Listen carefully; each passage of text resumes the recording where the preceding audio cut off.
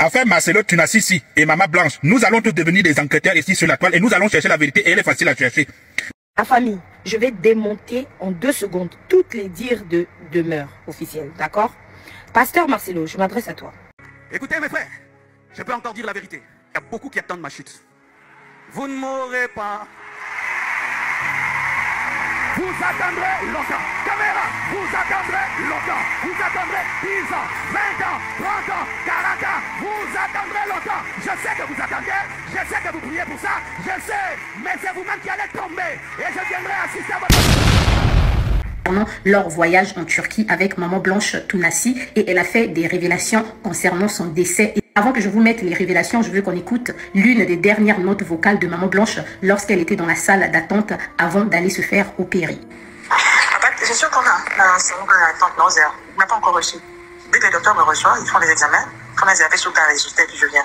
La Maman Blanche était dans la salle d'attente pour faire les derniers examens avant son opération et elle attendait aussi l'arrivée du pasteur Marcelo pour signer l'autorisation. Alors je tiens à rappeler que ce n'était pas la première fois que Maman Blanche parte dans cette clinique en Turquie. Elle avait déjà été là-bas quelques années avant avec sa nièce Sophie, la fille de sa sœur du côté maternel. Et cette fois-ci, c'était la 2e fois avec ses enfants, la nourrice qui répond au nom de Patricia et accompagnée aussi du pasteur Marcelo qui les a suivis plus tard. Du coup, elle a coupé la paix. C'était la dernière fois qu'elle a parlé avec Maman Blanche, la nounou. Pendant ce temps, c'était l'heure à laquelle le pasteur Marcelo était en train de se diriger vers Maman Blanche à l'hôpital parce qu'il venait d'atterrir à l'aéroport. Il allait vers l'hôpital parce qu'il devait signer les autorisations d'avant l'opération. Je rappelle que Maman Blanche a fait les examens le même jour et elle a été opérée des heures après. Après le résultat, bien évidemment. Donc, depuis là, ils n'ont plus les nouvelles de Maman Blanche. Ils n'ont plus les nouvelles de Maman Blanche. Un peu plus tard, la fille aînée de Maman Blanche, Choukrani, appelle leur papa pour dire que quand on essaie de joindre maman, on l'a pas au téléphone. Comment ça se passe là-bas?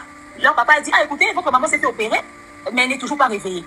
Mais ça va, ok d'accord. Et puis ils n'ont plus les nouvelles. Le même 11 mardi, plus tard dans les 23 ans par là, le pasteur arrive à l'hôtel. Lui qui n'était jamais arrivé à l'hôtel puisqu'il était passé par l'hôpital directement. Il arrive à l'hôtel et une fois à l'hôtel, le pasteur frappe à la porte des filles, c'est la nounou qui le voit. Avec les yeux tout rouges, il avait l'air fatigué, très calme. Elle a trouvé l'attitude du pasteur bizarre. Le pasteur a demandé les enfants dormaient, il y avait le couple petit, il a demandé de voir le pasteur Joseph.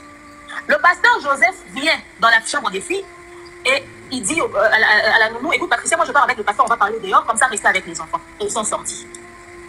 Ce n'est que le matin que la nounou voit les appels du téléphone de Maman Blanche. Le numéro de Maman Blanche l'appelait. Elle s'est dit, ah peut-être que j'avais un mauvais pressentiment pour rien. Elle répond à l'appel, c'est le pasteur. Laissez-la finir s'il vous plaît. Et le pasteur dit, mais depuis je vous appelle, vous ne répondez pas. Il dit, les filles dorment encore, on était en train de dormir. Il dit, réveillez les filles, j'ai besoin de vous parler. C'est comme ça que le mercredi matin, le 12, à la première heure, les filles et la nounou se réveillent. Le pasteur leur annonce la nouvelle que Maman Blanche n'est plus. Et de là, ils ont quitté. Ils sont restés à l'hôtel quelques temps. Les enfants demandaient à leur papa qui ne voulait plus rester, voulait rentrer. Leur papa dit oui, le médecin est en train de faire les démarches. Et plus tard, c'est comme ça qu'ils ont quitté Kinshasa pour revenir. C'est ce qui s'est passé. La Turquie pour Kinshasa. La Turquie pour Kinshasa. Laisse-la finir. Voilà. C'est ce qui s'est passé. En tout cas, en ce qui concerne la partie de la Turquie, la version de la nounou que tout le monde est en train de lapider sur Internet, c'est ça. Ça, c'est la version que la nounou vous a donnée. De manière très officielle, et j'en parle. Alors la deuxième partie du live, c'est là où la coach demeure affirme que la nièce de Maman Blanche connaît toutes les informations concernant la clinique où Maman Blanche se faisait opérer, étant donné qu'elle avait déjà été là-bas avec elle. Comme une façon de dire que la belle famille connaît bel et bien les circonstances dans lesquelles Maman Blanche a trouvé la mort. Et ça confirme la thèse du pasteur Marcelo lorsqu'il a eu à parler sur la chaire en disant qu'il a tout dévoilé à sa belle famille, que sa belle famille connaît les raisons et les circonstances dans lesquelles leur fille est décédée. L'hôpital s'appelle comment, puisque elle, c'est pas la première opération. La première opération, elle était partie avec cette nièce. Donc elle a toutes les informations relatives à cela. Et en plus encore, il y a le frère. C'était une habituée. Les gens ne veulent pas que Nice dise ça. Mais je vous informe que c'était une habituée. Et la nièce a toutes ces informations. Donc, si le pasteur Marcelo refuse de donner des réponses, alors que leur nièce donne des pistes. Enfin, voilà ce qu'il en est des révélations de la nourrice. Moi, je dis que derrière toute cette saga sur les réseaux sociaux, il faut savoir qu'il y a des enfants de Maman Blanche qui sont là et qui regardent tout ça. Et ce n'est pas bon pour leur santé mentale. J'espère que la paix sera restaurée entre le pasteur Marcelo et sa belle famille. Encore beaucoup de courage au pasteur Marcelo et ses enfants. Et que l'âme de Maman Blanche puisse reposer en paix malgré tout le bruit autour de son décès. Sur ce, prenez soin de vous et surtout faites attention à vous. Merci. Dans cette période difficile, nous avons perdu 2 sœurs congolaises. La première, c'est Maman Blanche Tunassi. La deuxième, c'est Elga, au moins. On a complètement oublié notre sœur au moins. Les deux sont mortes presque de la même façon. Ce sont les maris qui les ont éliminés. Ce sont les maris qui les ont tués. Ok? Le faux pasteur Marcelo l'a fait d'une façon subtile en emmenant sa femme en Turquie. Mais notre frère Roland Tinona, notre frère, il n'a même pas cherché à maquiller son meurtre. Il a poussé Elga du balcon. Et Elga est décédée aujourd'hui, à 40 ans. Et vous voulez qu'on se taise. Ok? Je suis fier de nos frères de la RDC. Parce que nos frères de la RDC, ils ne lâchent pas Marcelo. Nos frères de la RDC, ils ne lâchent pas Marcelo. Ils ont même fait une marche pour la justice de Maman Blanche. Mais nous, les Congolais de Brazzaville, on a toujours peur. On a toujours peur. On est toujours mou face aux choses aussi injustes, aux actes aussi injustes. Nous devons faire une marche. Parce que, regardez, pour Maman Blanche, ça s'est fait en Turquie. Mais pour Elga, ça s'est fait ici en France. Ici en France, on devait faire une marche pour demander la justice à Elga. Pour demander à la police de faire des enquêtes sur la mort d'Elga. La mort d'Elga, il y a trop des ondes d'ombre sur la mort d'Elga. Roland Tinona avec plusieurs versions. Plusieurs versions. Ce jour-là, j'ai des témoins. Ce jour-là, il était avec sa femme. Et c'est la seule personne qui a vu pour la dernière fois Elga. Il dit que Elga s'est jetée du balcon. Et lui, il a rattrapé. Et quand il a rattrapé là, comme Elga était lourde, il n'a pas pu, Elga est tombée. Mais les voisins disent autre chose. Il y a une voisine qui dit que son enfant a vu Elga en train de remuer les jambes. Mais elle ne criait pas. Elle ne criait pas. Elle ne disait même pas au secours. Elle ne parlait pas. Et lui, il dit que non, Elga l'a dit, s'il te plaît, ne me lâche pas. Mais les voisins disent autre chose. Donc, il a poussé Elga. Elga est décédée gratuitement. Aujourd'hui, ce sont ses parents qui pleurent Elga. Aujourd'hui, où je vous parle là, le Roland Tinona là, il a violenté sa femme blanche. Il a tapé sa femme blanche. Aujourd'hui, où je vous parle, la police l'a demandé de ne plus approcher sa femme blanche. De ne plus l'approcher. Parce que la femme blanche a entendu ce qui s'est passé là. Et je ne sais pas qu'est-ce qui s'est passé entre eux là-bas. Il a frappé la pauvre dame. Il a frappé la pauvre dame. Elga ne voulait plus de cette relation. Vous verrez que les femmes qu'on tue, c'est toujours la même histoire. Elga ne voulait plus de Roland. Elga a dit à beaucoup de gens qu'elle ne voulait plus de cette relation. 14 ans, Yamoubimba. 14 ans de relation adultère. Parce que moi, j'appelle ça adultère. Parce que Roland, là, il était marié officiellement à sa blanche. Il est allé au pays faire semblant de doter Elga. Mais Elga, il n'allait jamais épouser Elga officiellement en France. Vous-même, vous savez qu'en France, il y a toujours un seul mariage officiel. On ne peut pas marier deux femmes officiellement. Donc, il est allé chez les parents d'Elga, doter Elga au pays pour embrouiller Elga. Et Elga a vu clair. 14 ans avec 2 enfants, Elga voulait partir de sa vie. Elga ne voulait plus faire l'amour avec lui. Elga ne voulait plus que Roland la touche. Donc, ce jour-là, je ne sais pas s'il avait bu. Il avait bu peut-être, je ne sais pas. Elga ne voulait pas lui donner le corps. Elga ne voulait pas. Elga ne voulait rien savoir de lui. Et donc, monsieur, il a eu peur. Peut-être quand Elga va quitter le foyer, Elga va aller raconter tout à sa femme là-bas. On ne sait pas. Mais sa femme est au courant aujourd'hui. Sa femme est informée. Il a frappé la femme. C'est un violent. Il frappait Elga. Il frappait aussi Elga. Roland l'a frappé Elga pendant 14 ans de vie avec 2 enfants. Elga a souffert. Mais des hommes comme ça, c'est des manipulateurs. C'est des vrais manipulateurs. Elga n'a pas pu s'éclipser de sa vie. Regardez comment elle est décédée. Regardez comment elle est décédée. Vous-même, vous connaissez les blancs là. Quand ce sont nos histoires des noirs, ils s'en foutent éperdument. Si c'était une blanche qui était décédée comme ça là, ils allaient continuer des enquêtes. Ils allaient continuer les enquêtes. Mais comme c'est les histoires des noirs, ils se disent qu'allez, ils n'ont qu'à aller se faire foutre avec leurs histoires. Et nous, on devait faire une marche pour ça. On devait demander justice à Elga, comme a fait les Congolais de la RDC. Les Congolais de la RDC, vraiment chapeau, félicitations pour ce que vous êtes en train de faire pour l'âme de Maman Blanche. L'âme de Maman Blanche va aller se reposer en paix. Mais l'âme d'Elga ne va pas se reposer en paix. Il y a des gens qui rêvent d'elle avec le couteau à la main. Avec le couteau à la main, il y a des gens qui sont en train de rêver Elga. Elga, son âme n'est pas encore partie au ciel. Son âme est en train de sillonner ici sur terre. Parce que quand on dit paix à son âme comment? Quelqu'un qui meurt de maladie, paix à son âme. Mais quelqu'un qui a été assassiné, ça ne peut pas être paix à son âme. Tant qu'il n'y a pas la justice, l'âme de cette personne ne peut pas partir en paix. C'est pour cela que je continue à parler d'Elga. Il ne faut pas qu'on oublie Elga. Elga a été tuée. Elga a été assassinée. La maman de tes enfants, 14 ans de vie, tu la tues comme ça, tu la pousses au balcon. Parce que la chambre de Elga donnait au balcon. La chambre d'Elga donnait au balcon. Il y avait même, je pense, un berceau devant, hein, devant la fenêtre. Donc le berceau là pouvait empêcher que quelqu'un passe au balcon. Mais si tu es devant le berceau comme ça, on te pousse comme ça là, puisque c'était juste là, tu tombes. Et la façon dont Elga est tombée, parce que quand elle est tombée, tous ses organes là étaient bousillés.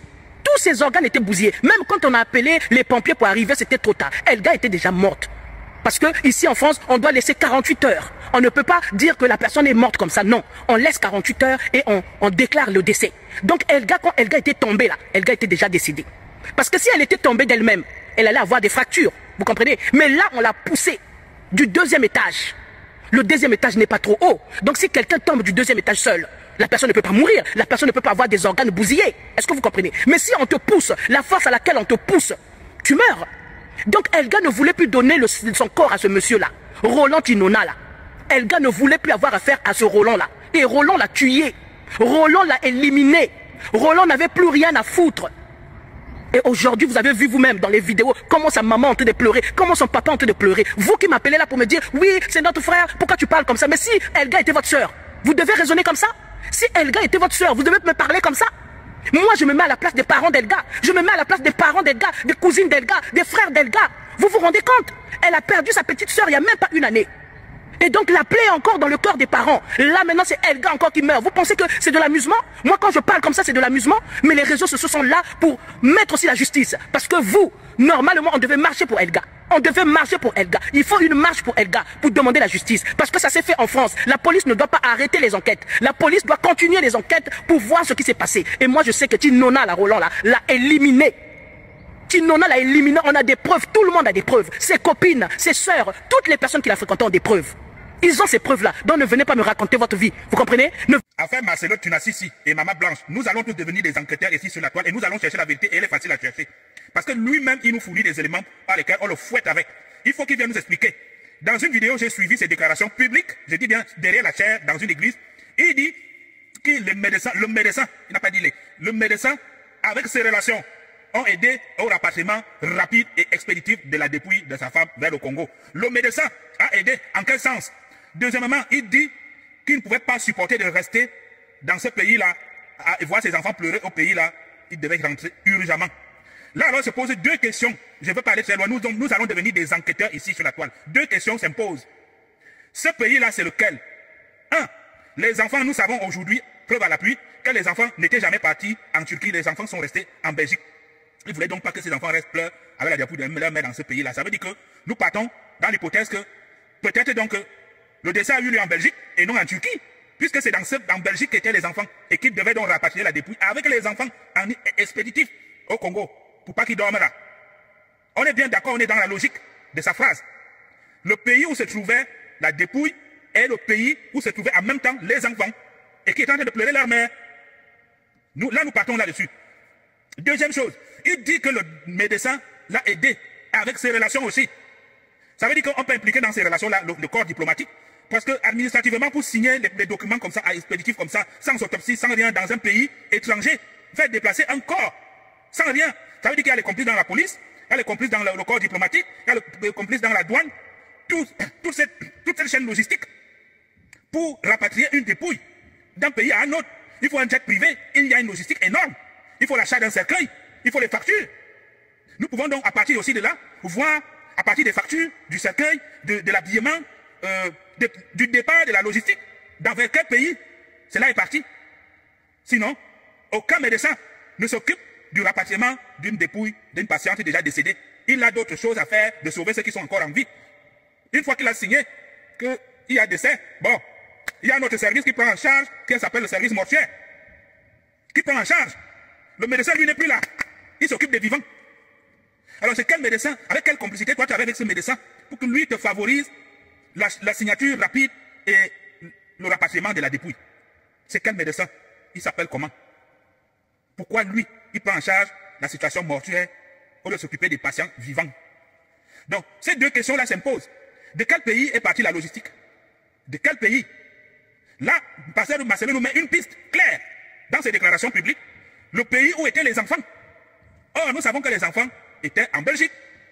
Donc, il se pourrait, nous supposons donc dès à présent que Maman Blanche serait peut-être décédée en Belgique.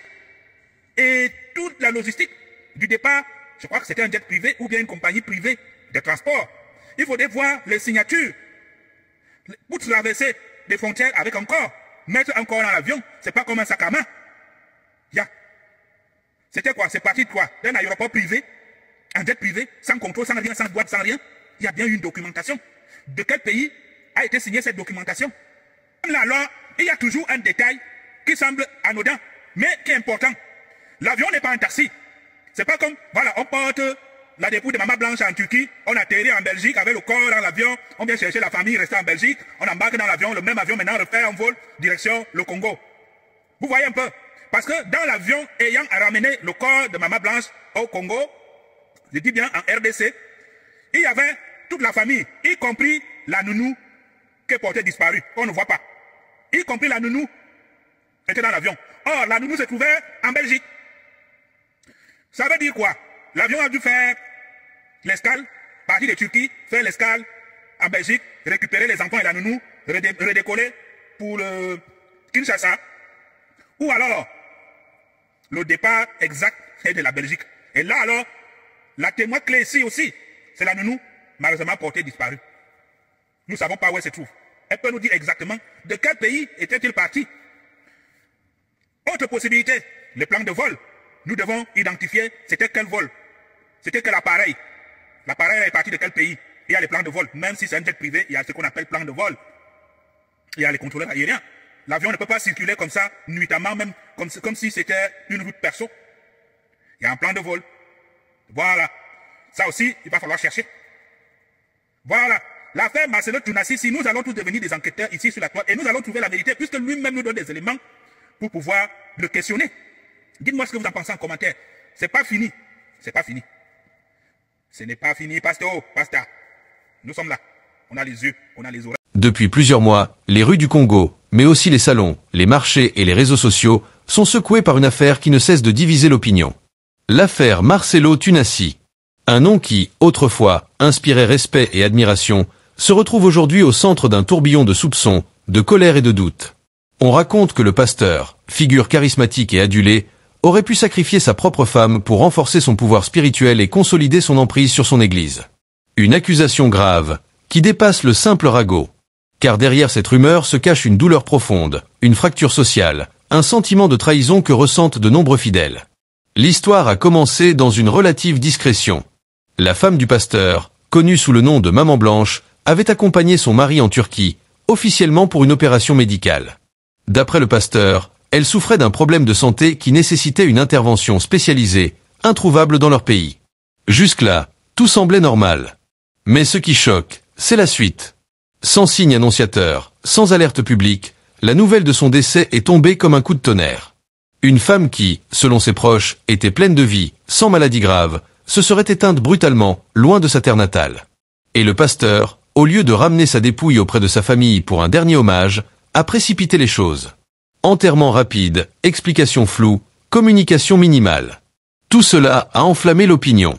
Sur les réseaux sociaux, des vidéos circulent, des montages où l'on voit la figure du pasteur mêlée à des symboles occultes. Des internautes accusent ouvertement, il a vendu son âme, il a vendu sa femme. D'autres, plus mesurés, réclament la vérité. Pourquoi ce silence? Pourquoi tant de zones d'ombre? Mais il y a aussi ceux qui le défendent bec et ongles. Pour eux, Marcelo Tounassi est victime d'un acharnement injuste, d'une cabale orchestrée par ses ennemis. On veut détruire son ministère, on veut briser son image, répètent ses fidèles les plus proches. Les débats deviennent houleux. Chaque publication déclenche des centaines de commentaires, des insultes parfois, des prières souvent, des larmes toujours. Pendant ce temps, les enquêteurs continuent leur travail. Ils fouillent, interrogent, recoupent. Ils tentent de comprendre les conditions exactes du voyage en Turquie, les raisons médicales invoquées, les documents officiels. Mais rien n'est simple. Car plus on avance, plus les contradictions apparaissent. Certains disent que la femme n'était pas malade. D'autres affirment qu'elle suivait discrètement un traitement. Les dossiers médicaux sont flous, parfois introuvables. Tout cela alimente la suspicion. Dans les rues de Kinshasa, l'affaire est devenue un sujet quotidien. Les vendeuses de manioc en parlent en arrangeant leurs étals. Les chauffeurs de taxi débattent avec leurs passagers, parfois jusqu'à en oublier la route. Les jeunes, sur leur téléphone, relaient chaque nouvelle vidéo, chaque nouvelle rumeur. La capitale vit au rythme de ce scandale. Et au milieu de cette tempête, Marcelo Tunasi garde la même ligne, le déni. Devant son église, micro en main, il parle d'attaques spirituelles, de mensonges fomentés par Satan pour l'affaiblir. Il dit que sa femme est morte de cause naturelle, que rien de mystérieux ne se cache derrière. Mais plus il nie, plus les doutes grandissent. Ceux qui l'accusent voient dans son attitude une preuve supplémentaire de sa culpabilité. Un innocent ne se cache pas derrière des phrases vagues. Un innocent apporte des preuves, il ouvre les portes, disent-ils. Pour eux, le refus de donner des détails précis équivaut à une condamnation silencieuse. La douleur de la famille de Maman Blanche ajoute encore plus de drame à l'histoire. Ses proches affirment qu'ils n'ont jamais vu le corps, qu'ils n'ont pas eu l'occasion de faire un dernier adieu. Ils n'ont eu droit qu'à un message froid, venu de Turquie, annonçant son décès. Depuis, leur deuil est suspendu, leur colère intacte. Pour eux, ce n'est pas seulement une question de foi, mais de dignité. Un frère de Maman Blanche, en particulier, s'est levé comme une voix forte contre le pasteur. Dans une vidéo devenue virale, il a dénoncé l'homme qu'il appelait autrefois beau-frère. Il nous a trahis. Il nous a caché la vérité. Nous voulons savoir ce qu'il a fait de notre sœur. Ces paroles ont enflammé les foules. Des manifestations spontanées ont éclaté, brandissant des pancartes avec la photo de la défunte, demandant justice. L'affaire Marcelo Tunasi est désormais plus qu'un scandale religieux, c'est une affaire d'État. Les autorités, longtemps silencieuses, commencent à être interpellées. Des parlementaires exigent des explications. Des associations de défense des droits humains réclament une enquête internationale. Le silence officiel ne fait qu'attiser la colère. Et pendant ce temps, les rumeurs les plus folles circulent. Certains parlent de rituels sanglants. D'autres évoquent des réseaux occultes qui utiliseraient des sacrifices pour assurer la prospérité matérielle. On raconte que Marcelo Tunasi aurait scellé un pacte secret, et que la mort de sa femme en serait la monnaie d'échange. Rien n'est prouvé, mais tout se propage. Le plus terrible, c'est que cette affaire ne divise pas seulement la société, elle divise aussi l'Église. Certains fidèles désertent, choqués par les accusations. D'autres restent fidèles, convaincus que leur pasteur est un martyr injustement accusé. L'Église elle-même devient un champ de bataille. Les chants de louanges se mêlent aux cris de protestation. Et dans ce chaos, une question continue de hanter tout le monde. Qui dit vrai ? Le mari endeuillé qui se défend ? Ou les familles et les témoins qui crient à l'assassinat rituel ? Les enquêtes se poursuivent, mais une chose est déjà claire, plus rien ne sera jamais comme avant. L'image du pasteur Marcelo Tunasi est fissurée, peut-être à jamais. Et son nom, qu'on prononce aujourd'hui avec colère ou avec prière, restera marqué par ce mystère. Les semaines passent, et l'affaire ne faiblit pas.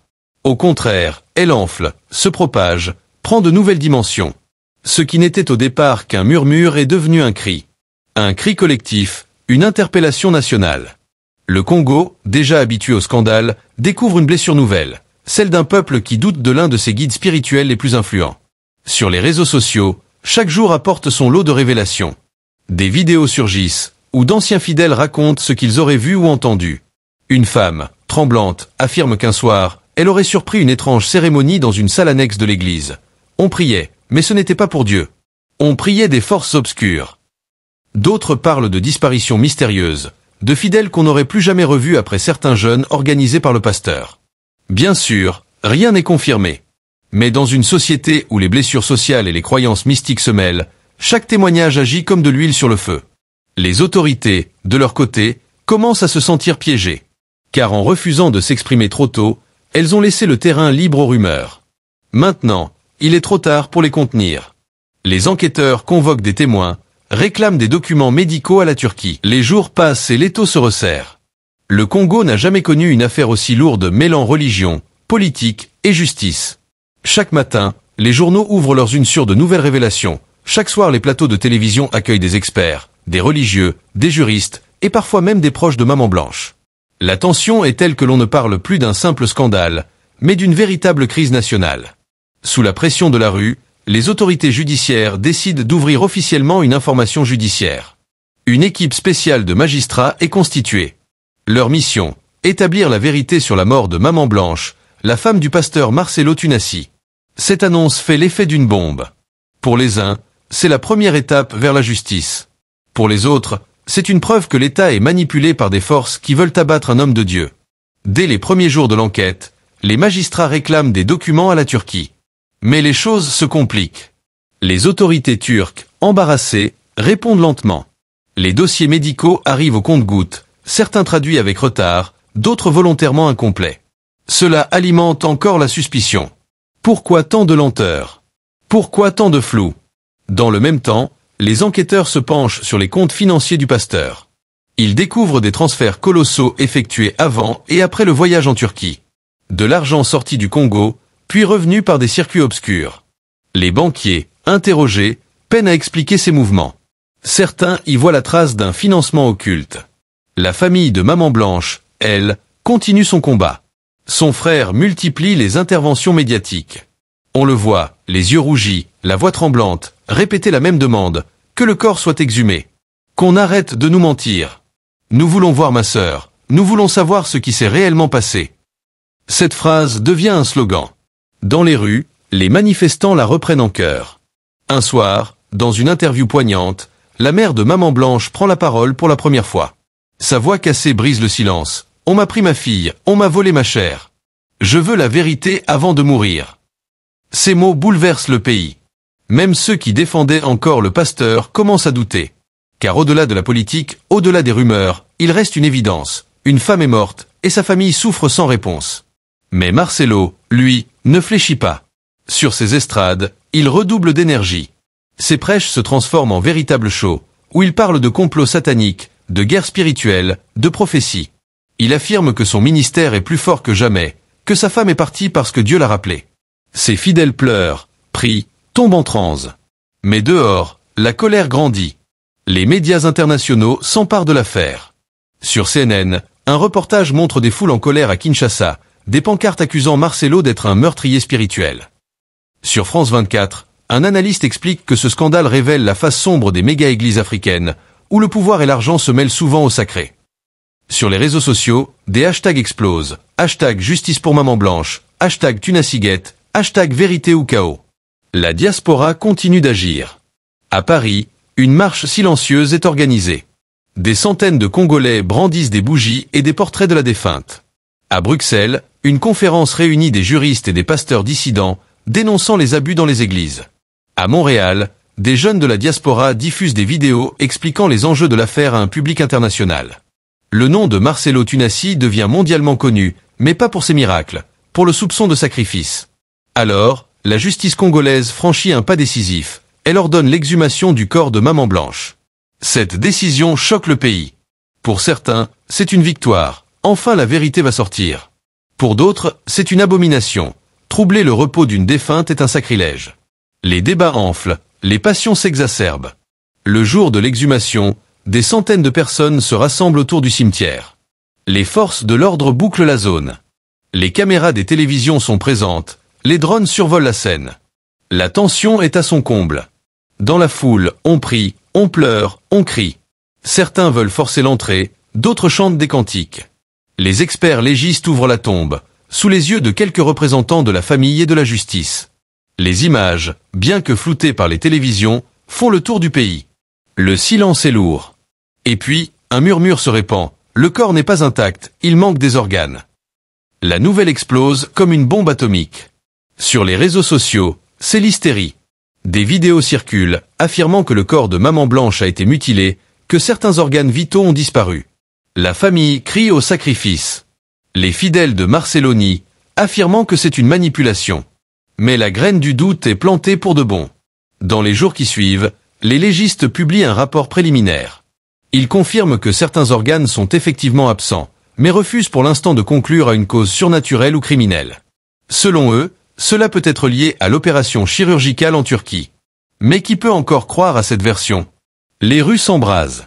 À Kinshasa, des manifestations massives éclatent. Les gens scandent « Assassin ! Assassin !» Les locaux de l'église de Marcelo sont attaqués. Des fidèles sont blessés en voulant défendre leur temple. Les policiers dispersent la foule à coups de gaz lacrymogène. Le Congo vit ses heures les plus sombres. Au même moment, les partisans du pasteur organisent leur propre contre-manifestation. Ils dénoncent une cabale contre leur papa spirituel. Ils brandissent ses photos. Ils proclament « Touchez à lui, vous touchez à Dieu ». Le pays semble glisser vers une guerre civile spirituelle.